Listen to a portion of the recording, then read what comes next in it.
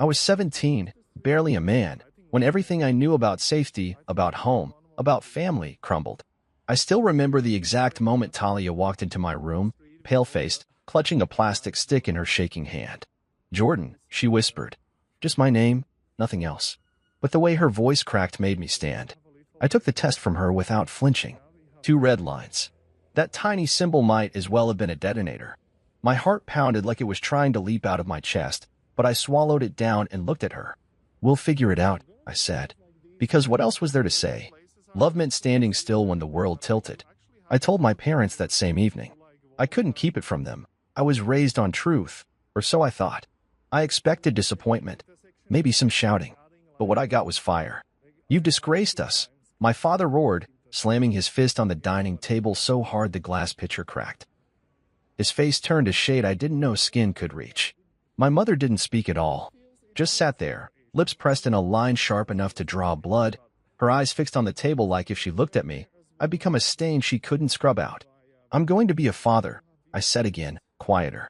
"We're keeping the baby." That was when my father stood. "Then you're no longer welcome in this house." Just like that. No argument. No slow boil. Just immediate exile.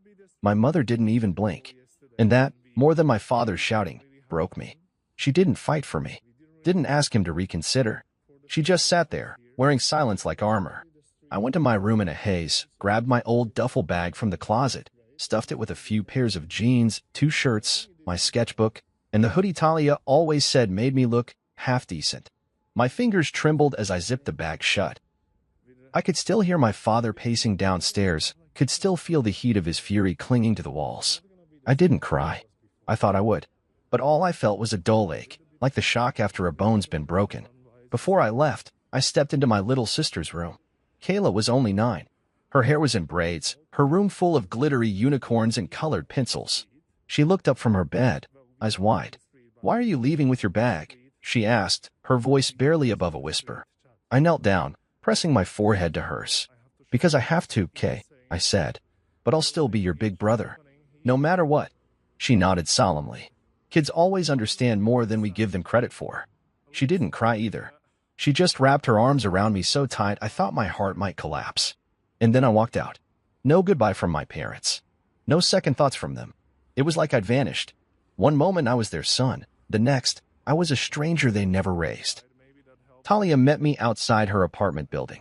She'd been crying, mascara smudged around her eyes, wearing my old varsity jacket. She opened her arms the second I stepped toward her, and for the first time that day, I broke. My chin dropped to her shoulder, and I let myself feel the loss, the betrayal, the fear, the confusion. Her hands didn't shake anymore. They were steady on my back. "I'm sorry," she whispered. "No," I told her. "We didn't do anything wrong. We loved each other. And now we have to grow up faster than we wanted." She took me upstairs to her aunt's place, a 2-bedroom apartment where we'd share the smaller room, on a futon with a thin blanket and peeling paint on the ceiling. But that night, despite the ache in my chest and the storm in my head, I slept with her fingers laced in mine and hope tucked in between us. The next morning, I woke up to the sound of the city and the weight of a future pressing down on me. I looked at Talia, still asleep, one hand on her stomach like her body already knew what was coming. That was the moment I knew there was no going back. Not to my old room, not to family dinners or late-night TV with Kayla. I had crossed a line, and whatever was on the other side, I had to build it with my own hands. I went out that day and walked into every shop on that block until someone said yes. It was a small hardware store, smelled like sawdust and oil. The manager looked at me, saw the desperation in my eyes, and said, "We pay minimum wage, but it's a start." I nodded. It was more than I had yesterday.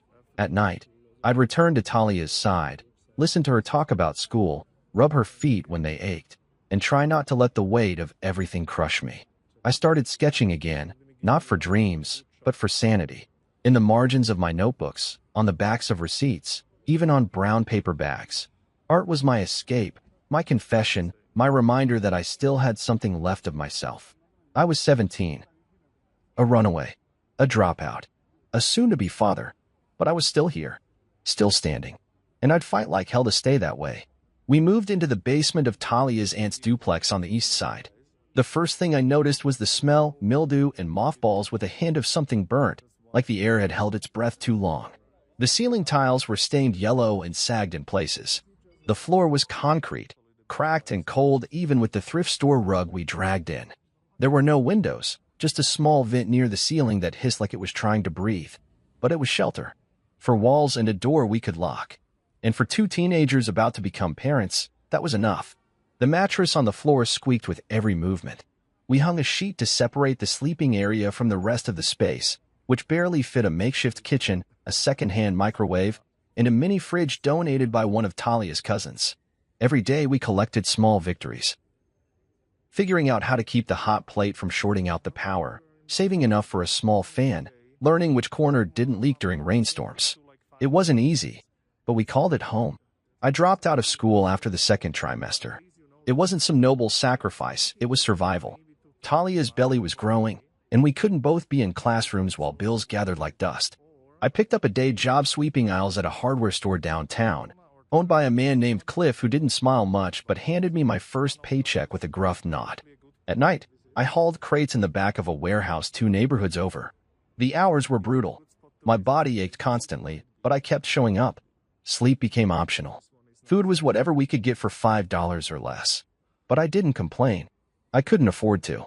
Talia kept going to school, belly first through the halls, head down, headphones in. She was tougher than people gave her credit for. I watched her study by lamplight on nights I got home early. She'd fallen asleep more than once with a highlighter in her hand and a textbook as her pillow. When I tried to tuck her in, she'd stir and whisper, "Almost done," and go right back to reviewing chemistry notes. She refused to give up. And because of her, I refused too. I started taking free online courses during my lunch breaks and in stolen moments between shifts. Nothing official, just art history, color theory, digital design, anything to keep my brain awake. I'd sketch on receipt paper or in the margins of takeout menus. I didn't have canvases or real brushes, just dollar store supplies, but I made it work. Sometimes, I'd leave a small painting taped to the fridge for Talia to find. A baby elephant, a cityscape, her silhouette glowing under moonlight. Little love notes in watercolor and ink. It was the only way I knew to remind her that even in the dark, we were building something beautiful. Then came the night her water broke. I was halfway through a night shift, loading a pallet of cleaning supplies, when my phone buzzed like it was trying to shatter. Talia's aunt was on the line, panicked, shouting something about contractions and ambulances. I dropped everything. Didn't even clock out. Just ran. By the time I got to the hospital, they had her hooked up to machines, face flushed and knuckles white around the bed rails. She saw me and let out a breath like she'd been holding it for hours. I took her hand and kissed her forehead. "We got this," I said, though I felt like the walls were spinning. Micah came into the world at 3:17 a.m. screaming. Beautiful. Covered in everything I didn't understand but somehow loved instantly. The nurse placed him in my arms, and I forgot how tired I was, how hungry, how terrified.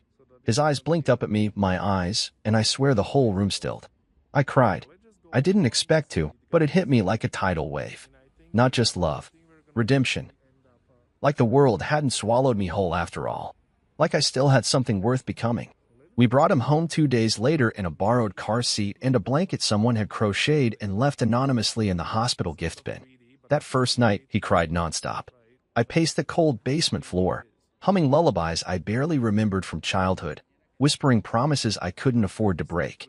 I'm here. I'll always be here. Even when I'm tired. Even when the world forgets us. I won't. As the weeks passed, we learned everything the hard way. Diaper blowouts. Fevers. Long nights with no sleep and no answers. Talia cried sometimes when she thought I wasn't looking. I'd hold her in the middle of the night, both of us smelling like spit up and baby wipes, and tell her, we're doing it. One day at a time. And somehow, we were. I painted a mural on the wall behind Micah's crib. A sky filled with stars and a moon that glowed in the dark. I wanted him to know beauty, even if the floor beneath us was cracked. I wanted him to dream, even if we were barely surviving. That mural became my mission, a small rebellion against everything that told us we'd failed before we began.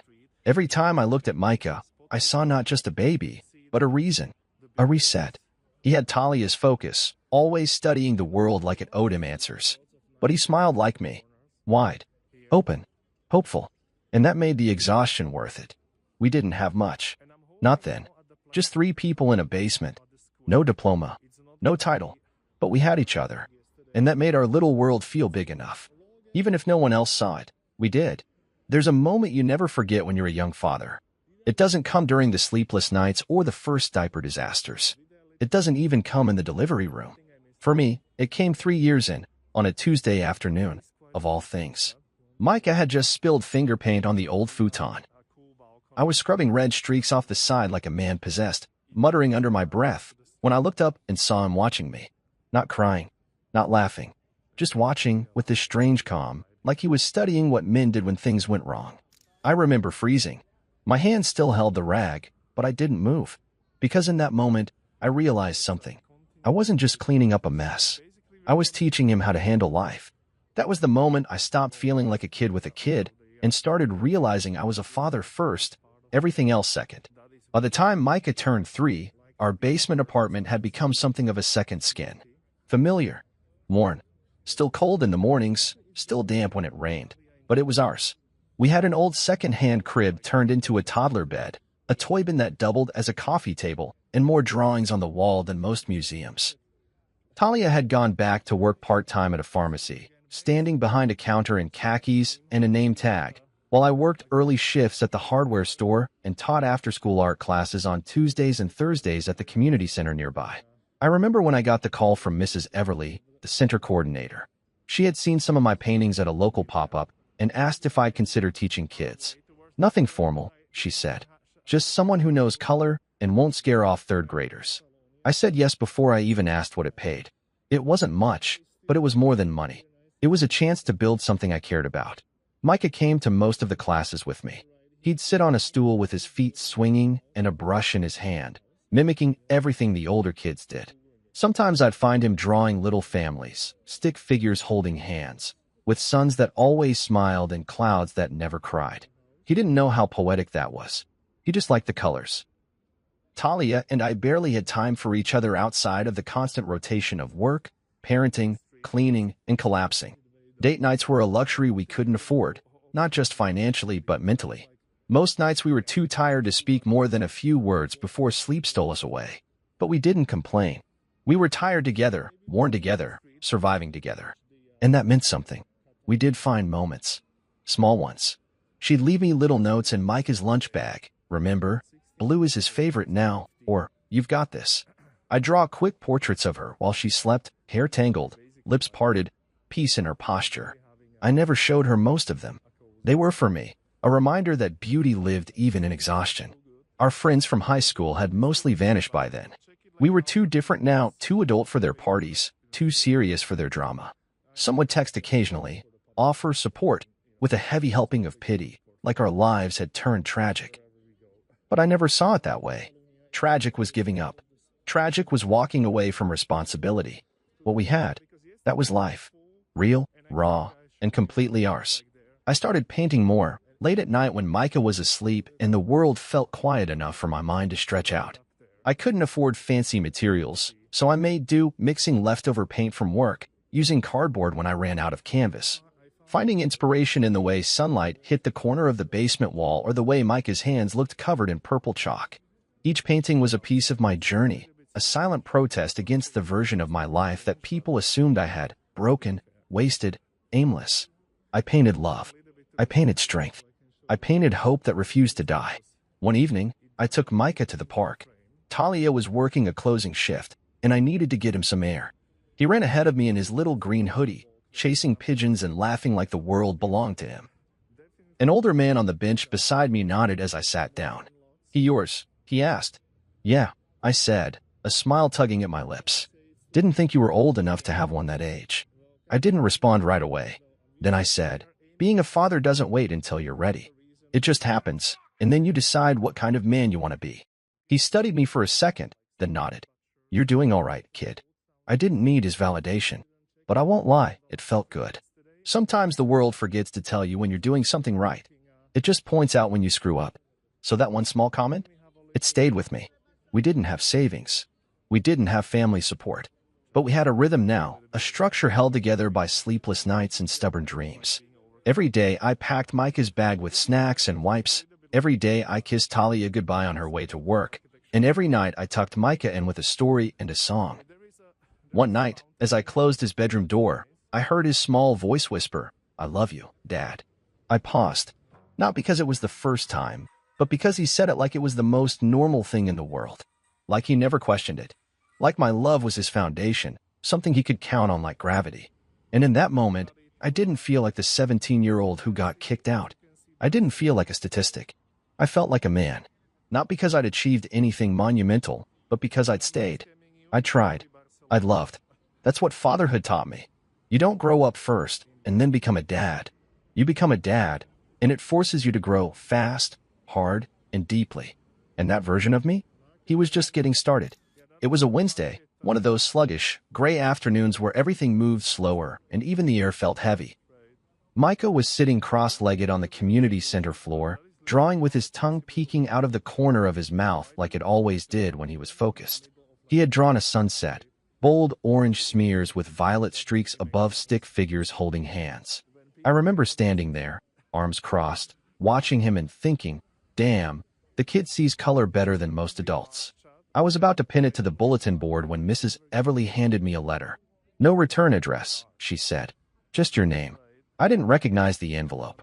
The paper was thick, off-white, the kind that screamed formality. But the moment I saw the handwriting, my stomach turned. It was my father's. His signature slant, the sharp angles, the unyielding confidence in every curve. I hadn't seen that handwriting in years, but it hit me like a punch to the chest. My hands went numb. I took it to the empty office across the hall and shut the door. For a long time, I just stared at it. Part of me wanted to tear it up without reading it, let the past stay buried. But the curiosity was louder. So I opened it. Inside was a folded check and a note. Just one paragraph, written like a man who didn't know how to ask for anything without sounding like a lawyer. "This is part of the fund we once saved for you. If you're willing, I'd like to see you. Not to justify, only to listen." That was it. I didn't know what I was supposed to feel. Gratitude? Rage? I'd lived the past 6 years pretending they didn't exist. That the world I had been cut off from wasn't mine to miss. But here it was again. His voice, somehow echoing off the page. "A part of the fund we once saved for you." I looked at the check. $5,000. I could already see where that money would go. Micah's new shoes, Talia's student loans, real canvases instead of scraps, maybe fixing the heater that barely worked in the winter. But I wasn't ready to take it. Money without context feels like guilt trying to buy its way into your life. I folded the letter back up and tucked it into my sketch pad. Later that night, I didn't say anything to Talia right away. We were both tired. She had just finished a late shift at the pharmacy, and I was scrubbing paint off Micah's hands. He'd made a mess of the bathroom, trying to make blue from red and green. I smiled even as I cleaned it. The kid was trying to reinvent the wheel with all the defiance of someone who believed he could. That was me in miniature.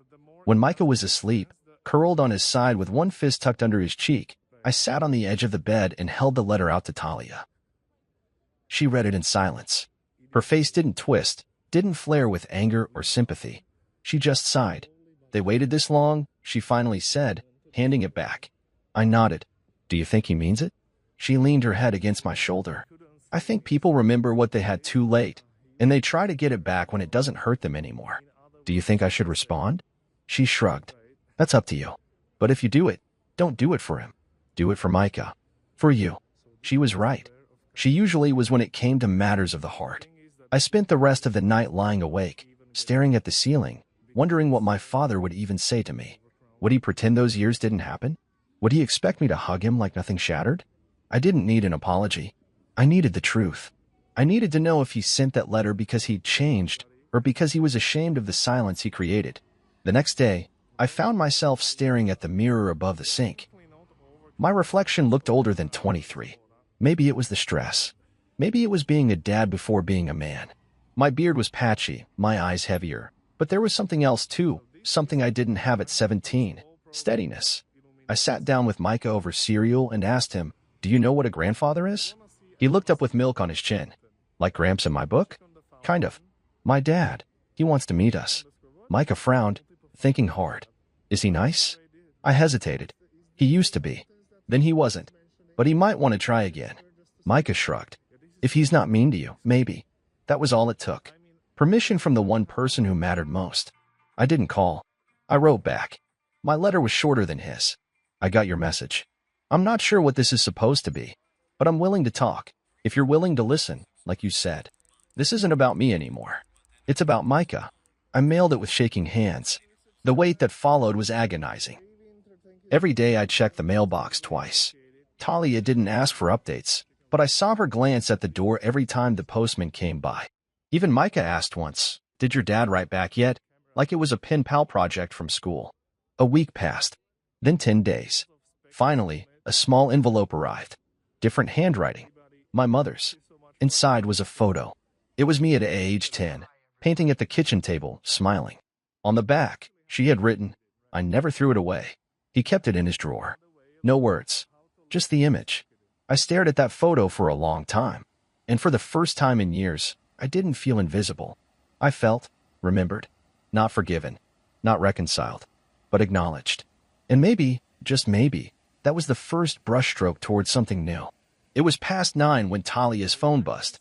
We had just finished dinner, cheap Chinese takeout that Micah insisted on because he loved the little fortune cookies. He was on the floor, constructing a spaceship from chopstick wrappers and soy sauce packets, narrating with sound effects only a child could invent. Talia glanced at the screen, her lips tightening around the edge of her cup. I watched the color shift in her face. "It's Lucas," she said, handing me the phone. "Lucas, my younger brother, the one who never called. Not when Micah was born. Not when he saw the news about my community art exhibit 2 years ago. Not even when we lost our apartment and moved twice in 6 months. I took the phone anyway, my fingers already tense around it. "Jordan." His voice was cautious, too careful. "Yeah, one word. Flat. I'm getting married. Next month. I want you there." I let out a dry, humorless laugh. "You want me at your wedding?" After 6 years of silence.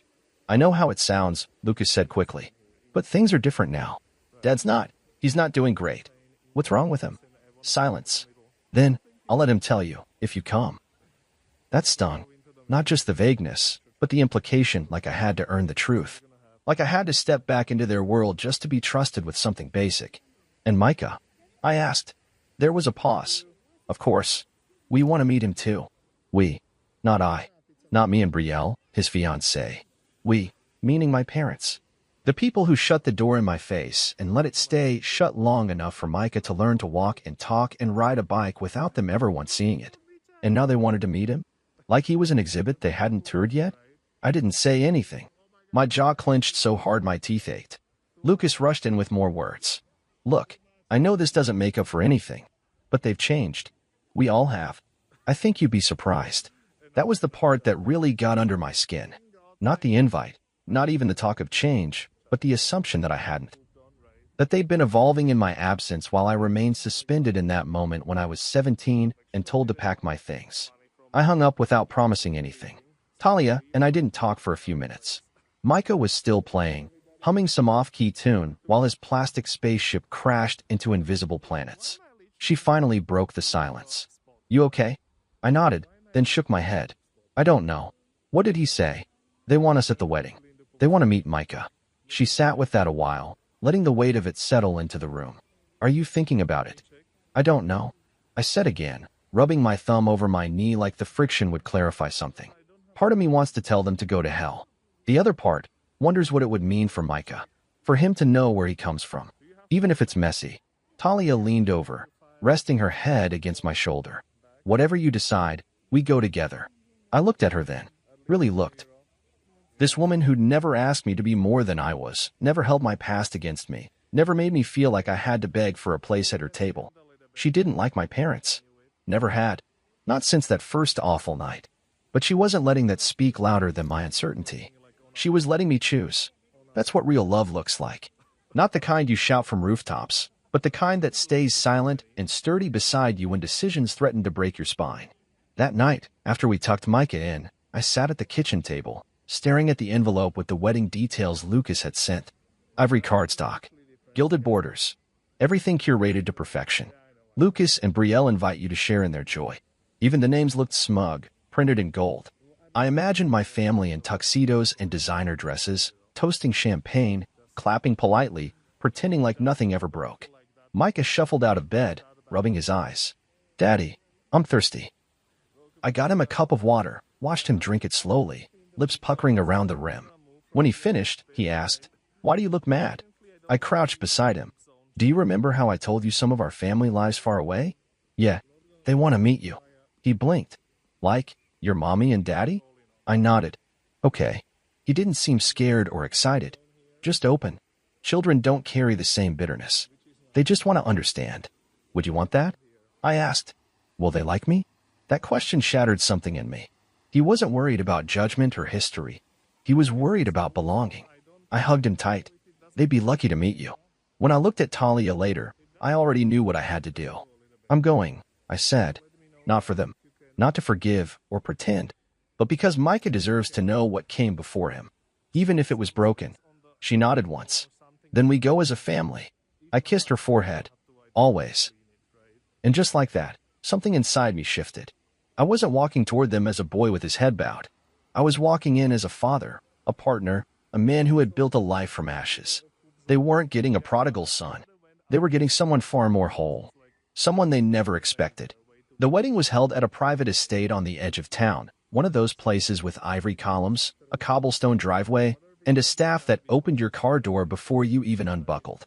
We pulled into the parking lot in Talia's aunt's borrowed Toyota, the windshield chipped and the AC barely working. I parked away from the luxury cars Otis, Benz S, even a Dam Rolls, like we didn't belong in the same row. Micah sat in the back, swinging his legs nervously in his little gray suit. Talia had spent the morning fixing his collar and smoothing his curls while humming under her breath. He looked perfect. We all did, in our own way. Talia wore a navy blue dress that made her eyes stand out like sapphire glass, and I had on the only blazer that still fit from my senior year. We didn't look like guests. We looked like a family that had fought to be here, and that was the truth. We walked through the arched gates, down a flagstone path that cut through manicured lawns. String lights dangled from tree branches, swaying in the late spring breeze. Laughter floated from the tent ahead, a sound I used to associate with safety. I kept walking, even as my chest tightened with every step. Inside the reception area, a string quartet played something delicate. White chairs lined in gold ribbon circled a dance floor that sparkled beneath a glass ceiling. Everything looked like a bridal magazine had come to life. Then, the glances started. My mother saw us first. She froze in place, her wine glass halfway to her lips. She didn't move, didn't blink. Her eyes didn't find me first. They locked on Micah, and her expression cracked. Not from anger, not even regret. From disbelief. My father stood near the groom's table. He turned slowly, his hand still mid-gesture as he spoke to a man in a tailored gray suit. Then he saw us. His jaw tightened. His shoulders lifted slightly, like he was bracing for something. He didn't come forward. Neither of them did. We made it halfway through the room before someone finally approached. Lucas. He looked good, clean-cut, tan, the picture of someone whose life followed a clean line. He smiled when he saw us, but there was hesitation in it. A kind of guarded warmth. Jordan, he said, pulling me into a hug. I'm really glad you came. Yeah, I said flatly. Me too. He crouched slightly and smiled at Micah. And you must be Micah. Micah looked up at him, then at me, then nodded slowly. Hi. Lucas's smile widened. You look just like your dad. He gets that a lot, I said, not breaking eye contact. Lucas stood and cleared his throat. There.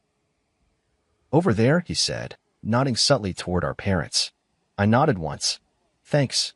We didn't walk toward them right away. We found a spot near the back of the room, by the bar. I held Micah's hand as he looked around in awe at the chandelier above us. Is this a castle? He whispered. Something like that, I said. Then, finally, they came. My father arrived first. He walked slowly, with the same stiff dignity I remembered from my childhood, shoulders square, back straight, chin held high. But something was different. He looked older than I remembered. Not just age diminished. He stopped in front of us. His eyes met mine for only a second before sliding to the boy standing beside me. What? What is this? He asked, his voice low but rattled. Is this? Micah stepped forward, small but brave, like he was stepping into a room he'd already dreamed about. Hi, he said. I'm Micah Reyes. Are you my grandma? My mother had come up silently behind my father. Her hand trembled slightly as she took her wine glass from her lips and set it down. Her eyes were red already. She didn't speak. She just looked at Micah like he was both a memory and a miracle. My father swallowed hard. Micah, he repeated slowly, like the name was something sacred and foreign. I didn't say anything. I didn't need to. Micah had already spoken the loudest truth in the room. He didn't ask for an apology. He didn't accuse anyone. He just existed, perfectly, without shame. And somehow, that did more damage than any angry words I could have thrown at them. My mother crouched down next to him, slowly, as if any sudden movement would make him vanish. Amanda, she said, Can I hug you? Micah looked at me. I gave him a small nod. He wrapped his arms around her neck, his little fingers squeezing gently. She didn't let go right away. My father stood still, watching, processing. Then he turned to me. You did good, he said. For words. Quiet. But from him, it might as well have been a confession. I met his gaze, steady now. He's the best thing I ever made. He nodded once. I'd like to know him. That depends, I said, on whether you're willing to meet me too. His face didn't change much, but I saw it in the small twitch of his lip, the way his eyes blinked faster. He knew what I meant. Micah let go of my mother and walked back to me, grabbing my hand. Can I go look at the cake table? Sure, kiddo. Just don't touch anything yet. He ran off, light on his feet. Talia took my other hand. She hadn't spoken since we entered the room, but I could feel everything she was thinking in the way she squeezed my palm. Whatever happens next, I said, looking at my father, just know this, he doesn't owe any of you forgiveness. Neither do I. I understand, he said. And for once, I believed him. We watched Micah circle the cake, grinning. And just like that, the room didn't feel so foreign anymore. Because the center of it all wasn't chandeliers or speeches or champagne. It was that little boy in a gray suit, reminding everyone what mattered. Family, truth, presence, and the courage it takes to show up, no matter how long it takes. The thing about walking into a room where you were once erased is that every step feels like a statement. The wedding reception had shifted into dinner and drinks, small groups forming around white-clothed tables and low chatter filling the air. We stayed near the back, Talia, Micah, and I, avoiding the head table and the glossy smiles that felt too rehearsed. I wasn't interested in small talk. I was still digesting the way my father had looked at Micah, like he didn't know whether to cry or apologize. He hadn't done either. That's when I saw him, Gerard Lyon. He stood near one of the canvas-covered partition walls with Lucas's fiancée, Bree. He was older now, silver streaks in his beard, glasses resting low on the bridge of his nose.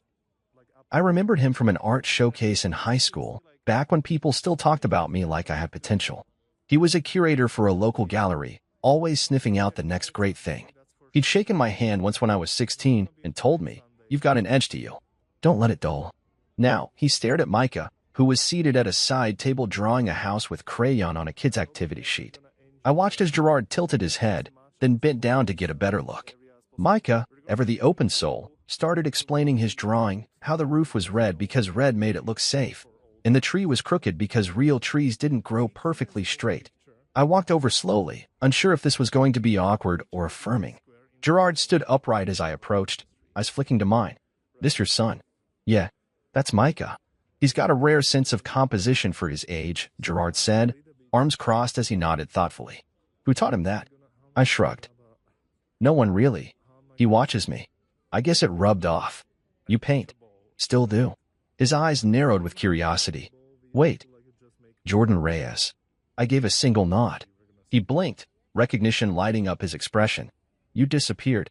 I remember your work. That piece you did at the Whitestone Academy Youth Show City in Mourning, that canvas stayed with me for months. That was a long time ago." "Still," he said, "talent like that doesn't just vanish." I glanced back at Micah, who was now shading in the sun with a bright yellow crayon. "It doesn't. It just finds different walls to hang on." Gerard was silent for a beat, then stepped closer. "You got anything recent?"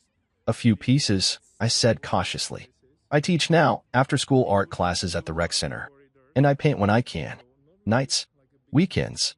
His eyebrows lifted. "I'd like to see your work. And your son's. There's something raw about both of you.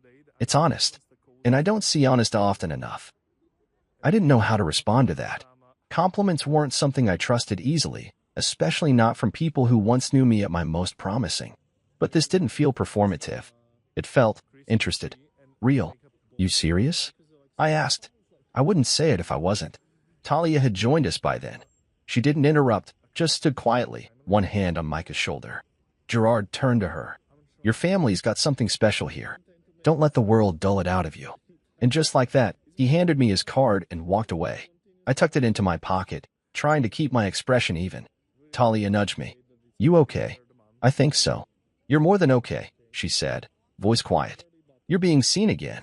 I exhaled slowly. I forgot what that felt like. But it didn't stop there. Word must have spread.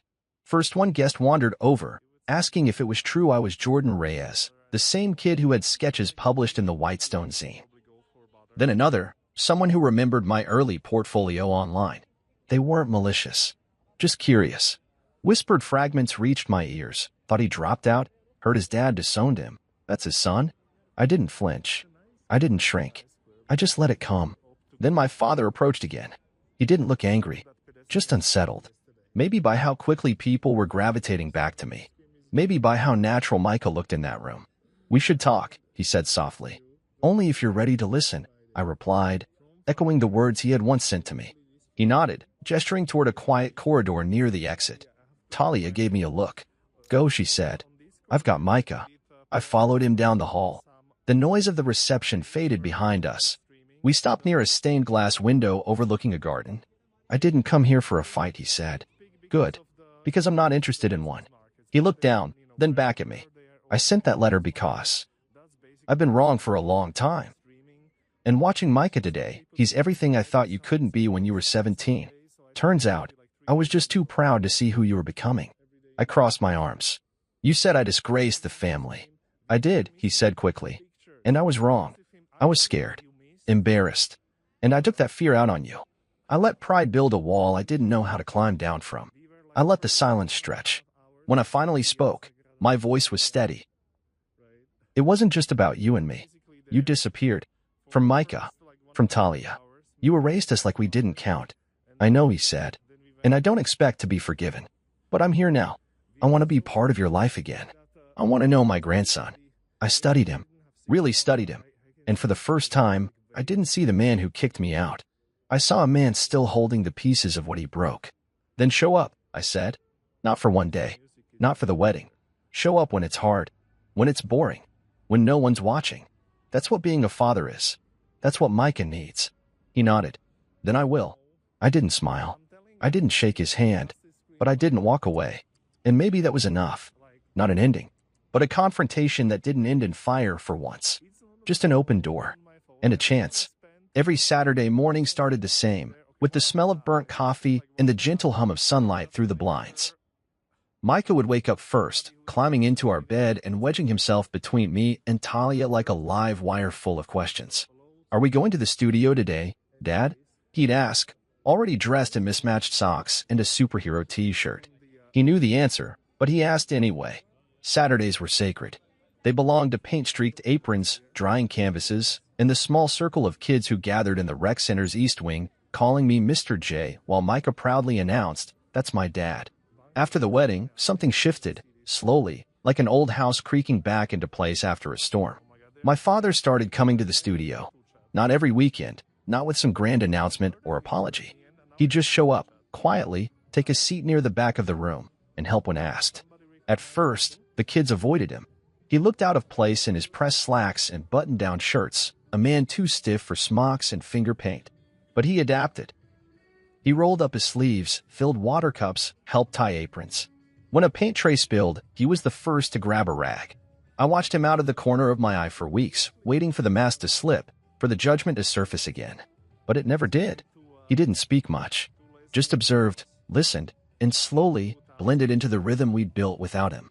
Micah took to him faster than I expected. One afternoon, he walked right up to my father with a wet paintbrush and said, "Can you hold this while I mix purple?" My father took it like it was something sacred. From that day on, Micah called him Gramps. No one told him to. No one prompted him. It just happened. Natural. Like kids can see the parts of people that still want to be good. My mother came too, eventually.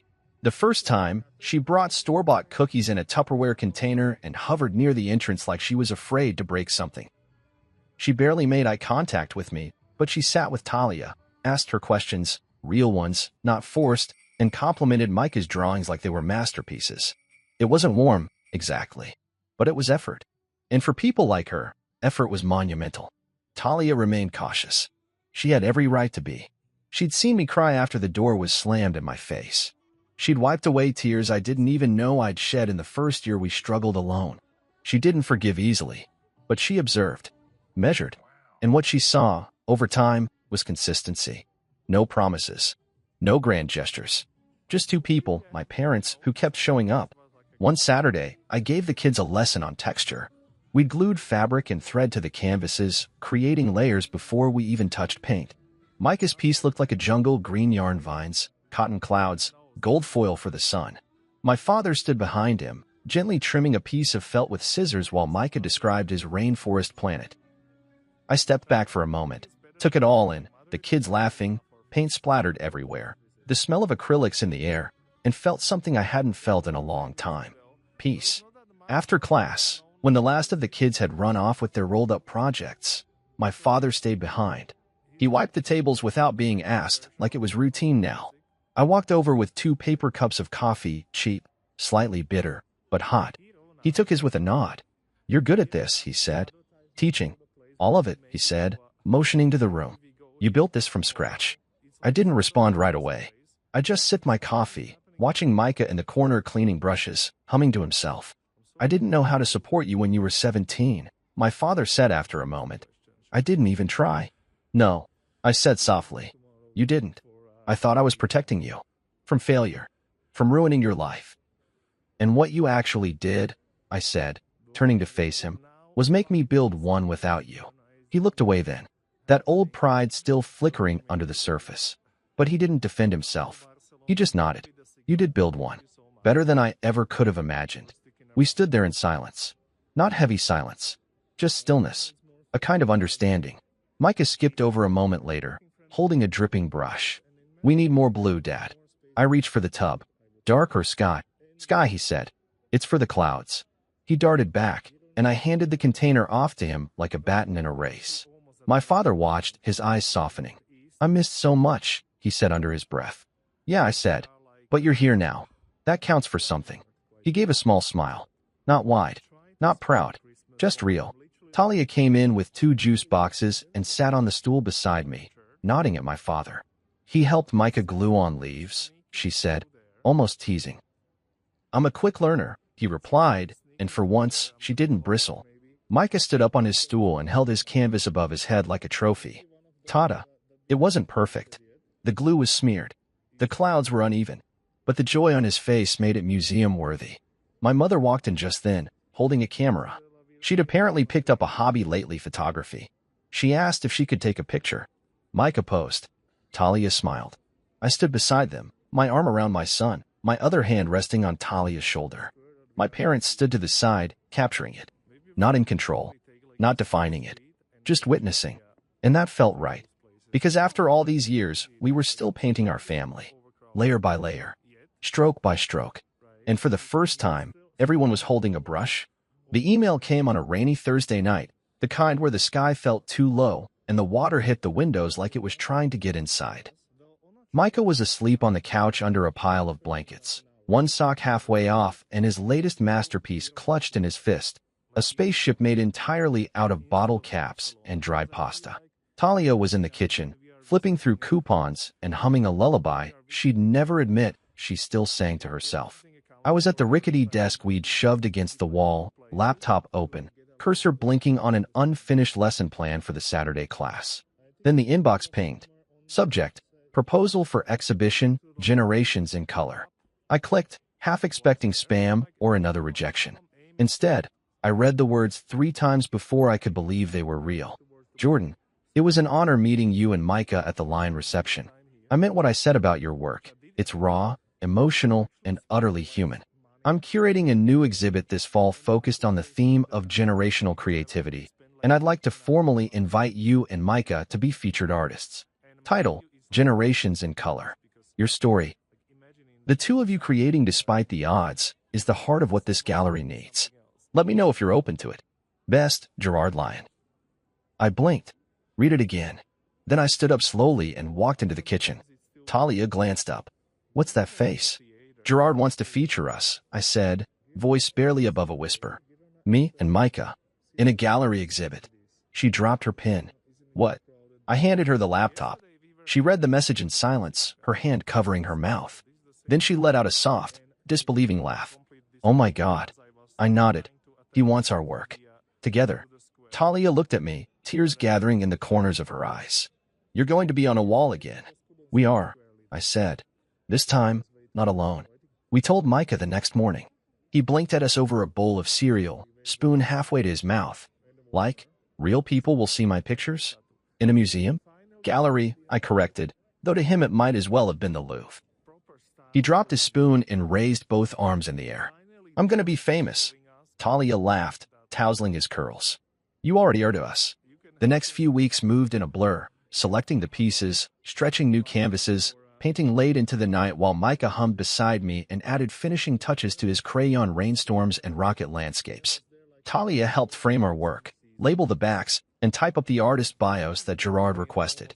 Mine was easy, 24, painter, teacher, father. Micah's? Age 6.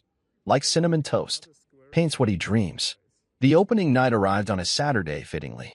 The gallery was in the heart of the city, all exposed brick and pendant lights, walls hung with textured emotion and stories frozen in color. The exhibit title greeted us in bold lettering near the entrance, Generations in Color, featuring Jordan and Micah Reyes. Our names, side by side. Talia looked stunning in a burgundy wrap dress. Micah wore a bow tie and suspenders, insisting he looked like a serious artist. I held both their hands as we walked into the gallery.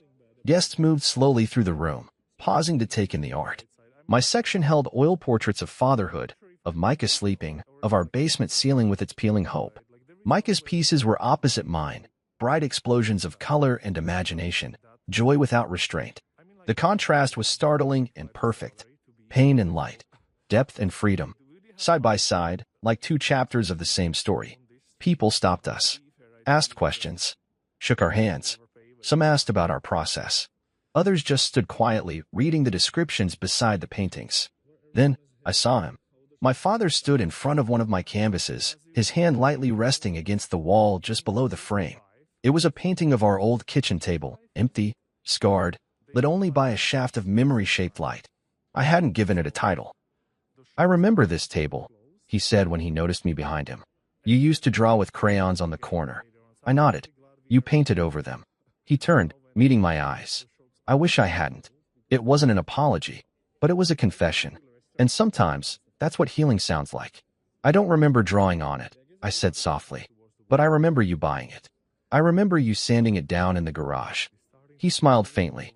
I did. Thought I was building something solid for the family. You were, I said. It just didn't hold the way you hoped. He placed a hand on my shoulder. Not heavy, not performative, just steady. This gallery.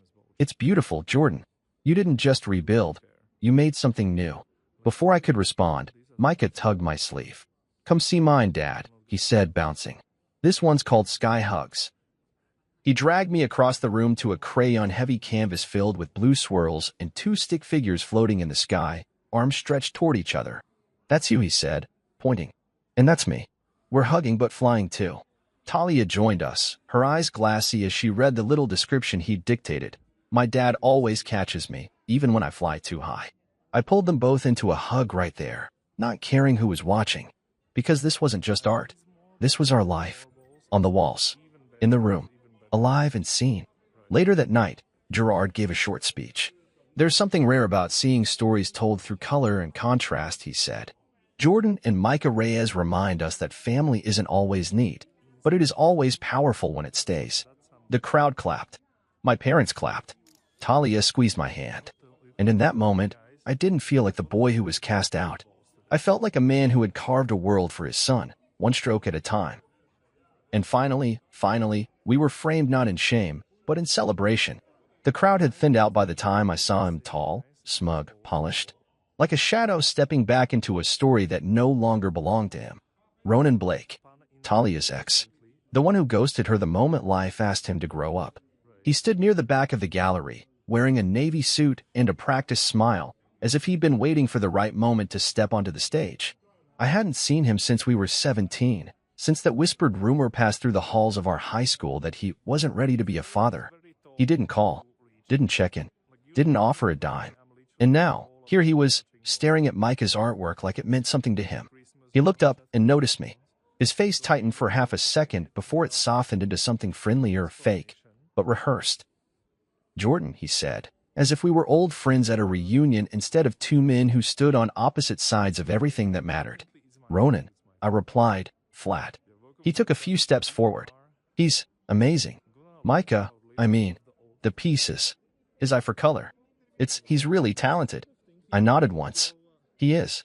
A pause stretched between us. "I saw the article about the exhibit," he added. "My mom forwarded it. Said the name sounded familiar. When I saw the pictures,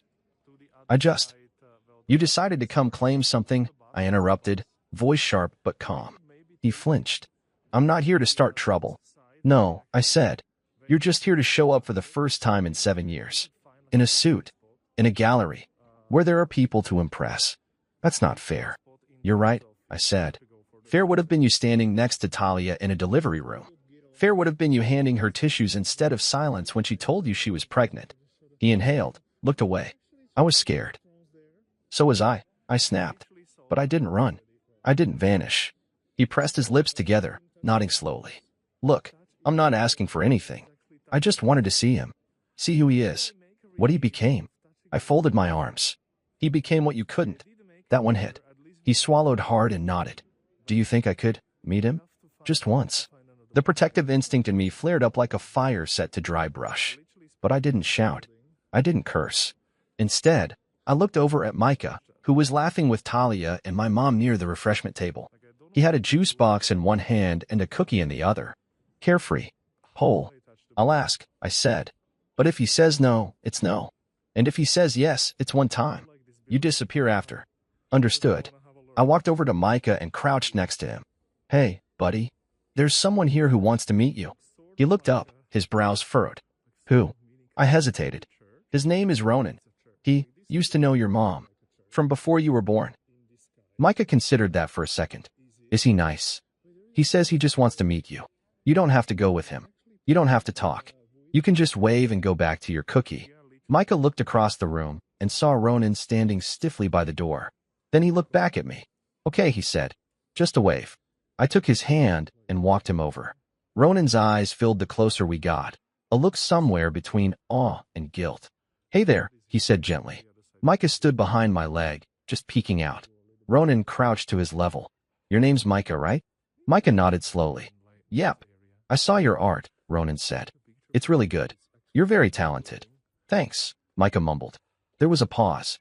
Then Micah stepped forward and offered a handshake. Ronan took it, his hand visibly shaking.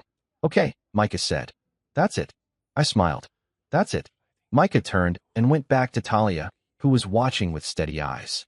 I stayed a moment longer. "He's polite," Ronan said, standing. "He's more than polite. He's kind. He's smart. He's stubborn. And he's loved." "I can see that," he said. "He doesn't need me." "No," I said. "He doesn't." Ronan nodded once. "Well, thank you for letting me say hello." I didn't offer a goodbye, just watched him leave. He didn't ask for another visit. He didn't plead or cause a scene. Maybe he saw, finally, the full weight of what he walked away from. Or maybe he just realized it was too late to start rewriting chapters that had already been beautifully written without him. Back near the art wall, Talia placed her hand on my back. "Are you okay?" "I am now." "Micah?" she asked. "He's fine," said his piece. She looked toward our son. "He knows who his father is." I nodded, pulling her in closer. "Yeah, and I know who I am." The night ended with a slow walk through the gallery, just the three of us. Micah skipped ahead, stopping at each painting to explain it like he was a tour guide. Talia laughed quietly, her hand in mine. And me, I took it all in. The walls, the colors, the weight we'd carried and laid down piece by piece. This wasn't just the end of an exhibit. It was the beginning of everything else. We didn't need anyone's approval. We didn't need apologies wrapped in guilt. We had each other. We had a life built from ruin and turned into light. And as we stepped into the night air, I felt something I hadn't felt in years. Not just peace, but power. We weren't the family people expected. We were better.